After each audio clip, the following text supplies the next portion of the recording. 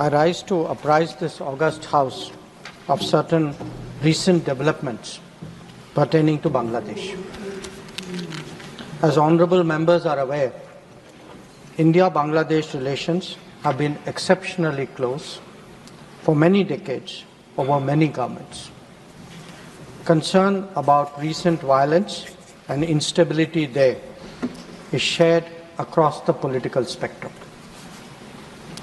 Since the election in January 2024, there has been considerable tension, deep divides, and growing polarization in Bangladesh politics. This underlying foundation aggravated a student agitation that started in June this year. There was growing violence, including attacks on public buildings and infrastructure, as well as traffic and rail obstruction. The violence continued through the month of July. Throughout this period, we repeatedly counseled restraint and urged that the situation be diffused through dialogue. Similar urgings were made to various political forces with whom we were in touch. So, despite a Supreme Court judgment on 21 July, there was no let-up in the public agitation. Various decisions and actions taken thereafter only exacerbated the situation. The agitation at this stage coalesced around a one-point agenda, that is that the Prime Minister, Sheikh Hasina, should step down. On 4th August, events took a very serious turn. Attacks on the police, including police stations and government installations, intensified even as overall levels of violence greatly escalated. Properties of individuals associated with the regime were torched across the country. What was particularly worrying was that minorities, their businesses and temples also came under attack at multiple locations.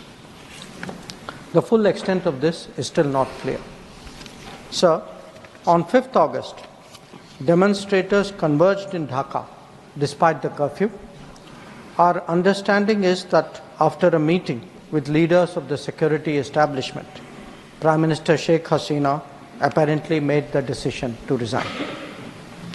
At very short notice, she requested approval to come for the moment to India. We simultaneously received a request for flight clearance from Bangladesh authorities.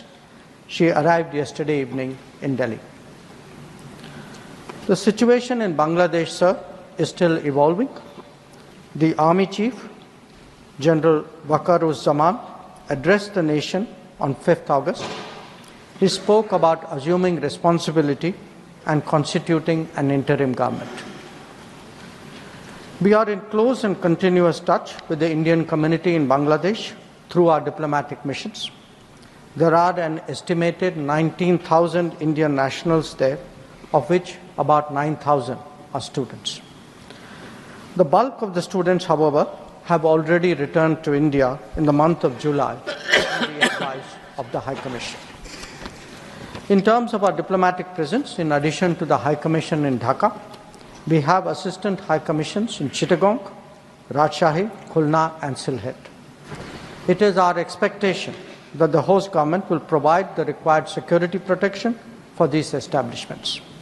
We look forward to their normal functioning once the situation stabilizes. Chairman, sir, we are also monitoring the situation with regard to the status of minorities.